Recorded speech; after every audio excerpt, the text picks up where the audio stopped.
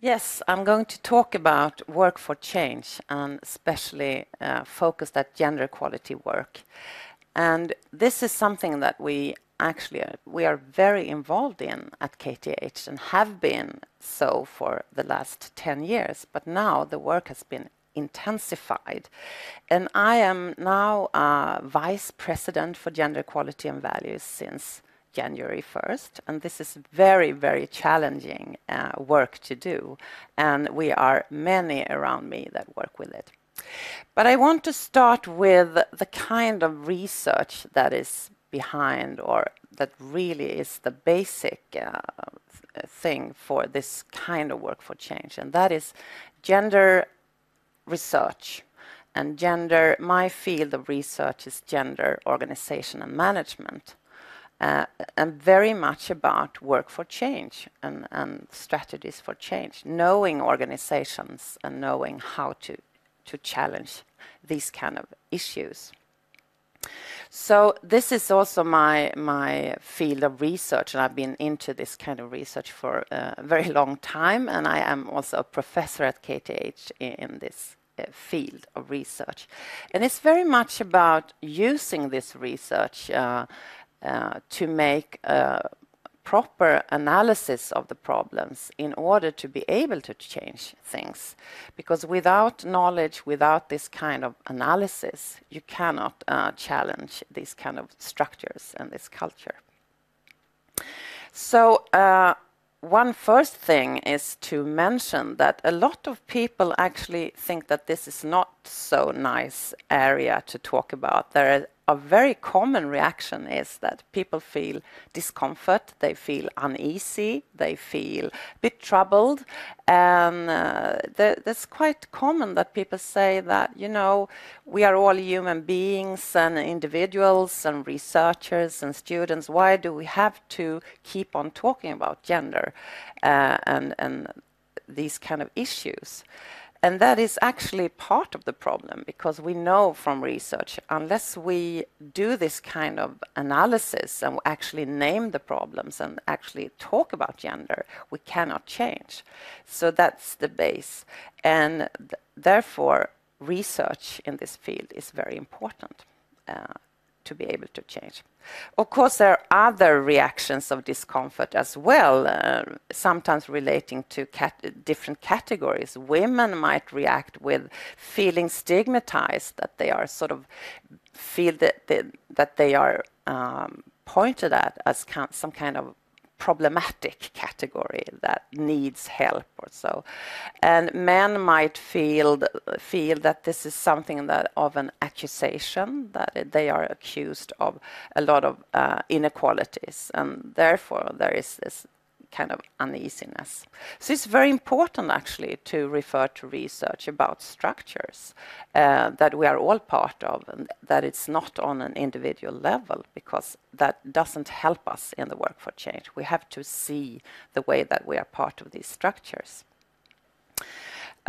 So in organization theory, we talk about structures very much, gender structures, and that is about looking at numbers, proportions of men and women in organizations, and also, of course, in academic organizations and universities like KTH. We talk about segregation patterns, the way that men and women are sort of positioned on different levels and different professions and positions, etc., in certain patterns that we call the gendering of tasks and professions, etc. We have to understand these kind of dynamics in organizations. And the third dimension is hierarchy. That is about power and influence. What about these kind of arenas for power? And often women are absent in these rooms and in these kind of arenas. So therefore it's also very important to look at executive groups, boardrooms, etc., to understand the kind of influence or lack of influence that might be in place. But structure is not all. We also have other dimensions that we have to look into.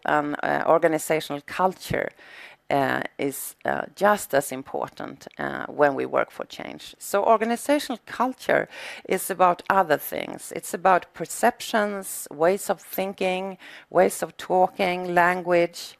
It's about values. And often these kind of things are sort of between the lines, might have different messages targeted to men and women. We have to understand these kind of processes that are related to culture. There is storytelling going on, and there is rituals and images, etc., that we always have to understand. Today we talk a lot about the concepts of inclusion and exclusion when we think about culture in organizations. And this is also something we have to think about at KTH. Inclusion means that you feel welcome, you feel that you fit in, that you are acknowledged the way you are. Yes, you are not ignored, but you are seen. And you also have a voice. This is what inclusion means. And exclusion is the opposite. This is when you do not, I mean, you are there, but you are not really part of the sort of inner group or the culture that is dominant.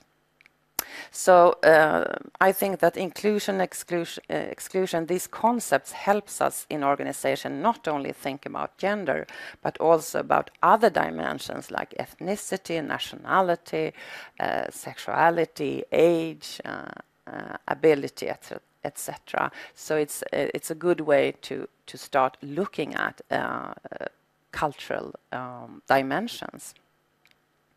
So moving on to, this is what we usually do. We look at structure and culture when we do the analysis. But then when we want to start to work for change, we have to think about what kind of problems do we see related to structures and cultures. And of course, the problem is not gender equality. The problem is inequality and other kinds of inequalities. So what would we find if we look at structural inequalities? We usually look at things like, I mean, discrimination in terms of salary, promotion, recruitment, routines, development opportunities, etc. And this is something that we can gather facts about in different ways. But there are also other dimensions of inequality that we might think of more in relation to culture. And that is, for instance, different kinds of harassment and sexual harassment, other kinds of harassment, something that is very much talked about today all over the world. And in academic organizations, we have found in research that discrimination or inequalities is not always related to actions that we can sort of see and pinpoint. It's sometimes about non-actions, the things that do not happen, that you become invisible, or that there is a lack of recognition, things that do not happen. We know from academic organizations, for instance, that women in academic careers might experience that they were not cited, they were not invited, they were not referred to, they did not get credit for their work, etc. And these are more difficult things to see because they're more of non-actions than actual actions. And when we talk about that we have gendered conditions in organizations, what do we mean? Of course, that could be a lot of things, but it's very much about what kind of ideals, norms, and expectations that women and men meet in organizations, and that they might differ. And not only that, but of course that these kind of differences have consequences in terms of career, in terms of resources, in terms of acknowledgement, in terms of influence and development, etc. So we not only have to look at what the way that the conditions are different, but also the way that they actually create differences and consequences. So at KTH, we very much follow the Swedish gender equality policy that says that the overall objective for gender equality is to ensure that women and men have equal power to shape society and their own lives. And that is a very important sort of bigger goal. And when we look at the more specific ones, in the KTH Vision, in relation to these government goals, we usually connect it specifically to one that says that women and men, girls and boys must have the same opportunities and conditions when it comes to education and study options and personal development at KTH. But also, of course, that we should have no discrimination, harassment, and etc. do not take place at KTH. That is for sure very, very crucial. So what did we do? First step was to look at the challenges that we have, and as I said, there's certain things that are related to structures that we could call unequal conditions, and others that are more related to culture that we could call excluding cultures. And linked to that, I would say that another challenge is the lack of knowledge and awareness about these matters. Because unless you understand the problems, you cannot be part of the change. So we have a specific challenge that we have to raise awareness around these issues. But also we found at KTH that we have so many good examples of initiatives and activities related to gender equality work, but they were sort of scattered in different parts, and there was no joint organization around this, and there's no transparency. We cannot learn from each other. So this was also a challenge for us. So as a vice president for these issues, the first thing was to develop a plan for gender mainstreaming at KTH, and that means the whole organization, not only students or faculty, but also all kinds of personnel, administration, managers, etc. And through that, we were exploring the gender inequalities, as I just showed in the last slide. And we have developed goals for gender mainstreaming work. And through them, we can then formulate, and we have measures and initiatives for this kind of work for change. And the development of work with values I see as a part of this. Values is not separate from work with core values, etc. It's not separate from gender equality work, but part of it. So it's very important to link these to each other.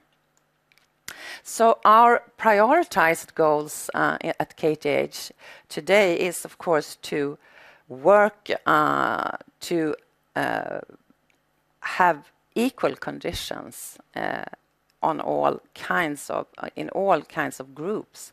That is among faculty, but also students and other groups of personnel at KTH. And to work to create more including and inclusive cultures. To raise awareness around this, to make a lot of initiatives where knowledge is much more, much more disseminated in the organization, and also to work for a more organized equality office where we have the support that will be needed all over KTH. And if to give some examples, what could it mean? Equal opportunities, for instance. What would that mean? What would we work with? Of course, still we have a number problem. We would like more women among professors, associate professors, in all positions in the tenure track, and also among doctoral students. But it also means that we have to put effort into more equal processes around recruitment, assessment, employment. We have started this work, but we have to continue. So there's a lot of work that we have to do in relation to that. And also look into equal resource allocations between men and women, because they are not equally divided between men and women today. And of course, when it comes to knowledge and awareness, we want to have more work also concerning the education for students. I think that all students that go study at KTH should have some kind of basic knowledge when it comes to gender equality, gender issues, diversity issues. And this would be something that all students get, not only a few that have the opportunity through scarce courses, etc. We have established an equality office that will work as a support organization, but also much more to coordinate all the work that will be going on at KTH, because this is not something that a few experts can do. We have to be involved, all of us, and engage a lot of people in this work for change. But then there will be a need of coordination and support, and this is what we sort of build up right now.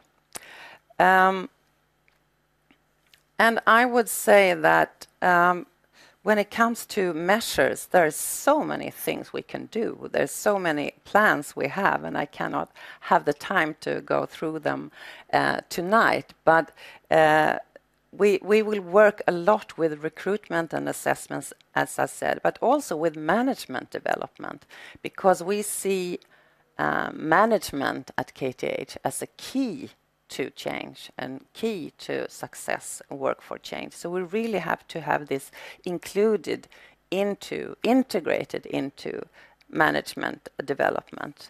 And we want to work much more with teachers at KTH. So in teachers' higher education, that they get the skills and the knowledge needed to work with students and education. So that is some of the measures we will take. But also, of course, work closely together with the student organizations to improve the student study environment for all students. So there are many things that we will work with, and it will take a lot of engagement from many people. So last but not least, I want to link this work with gender equality to our core values at KTH that states that equality between men and women is a question of quality. So it's about quality related to the education, but also to research. So this is the way that we have to do follow-up. We regard it as an issue of quality. And of course, linked very much to sustainability, especially social sustainability, but also all parts, I mean also economic and environmental. They are linked to this issue. Thank you very much.